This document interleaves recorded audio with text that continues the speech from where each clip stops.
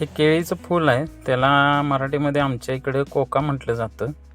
तर त्या कोक्याचं खूप महत्त्व आहे. पोटातील केस वगैरे गेलेला असेल तर त्याची भाजी खातात. केळीच्या सालीची पण भाजी करतात.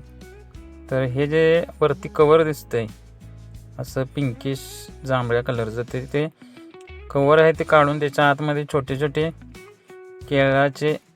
छोटे केळासारखा जो भाग असतोय, म्हणजे केळीच्या फुलाच्या आतले ते पाकळ्याच असं समजा, त्या पाकळ्या काढून त्याला स्वच्छ धुवून त्याचा कडूपणा घालवण्यासाठी त्याला आमसूल किंवा लिंबवाच्या पाण्यामध्ये धुतलं जातं, भिजवलं जातं थोडा वेळात. 1-2-3 तास भिजवलं तरी चालते. ते भिजवल्यानंतर त्यात थोडासा चिमटभर गूळ घालून, डाळ घालून, त्यात आपण ह्याची तुरीची किंवा मग हरभऱ्याची डाळ घालून थोडाफार कांदा घालून छान अशी भाजी बनवली जाते. ती खूप आरोग्यदायी आहे. पोटात केस वगैरे गेला असेल किंवा पोटातल्या सगळ्या आजारांच्यासाठी ती खूप उपयुक्त भाजी अशी केली जाते.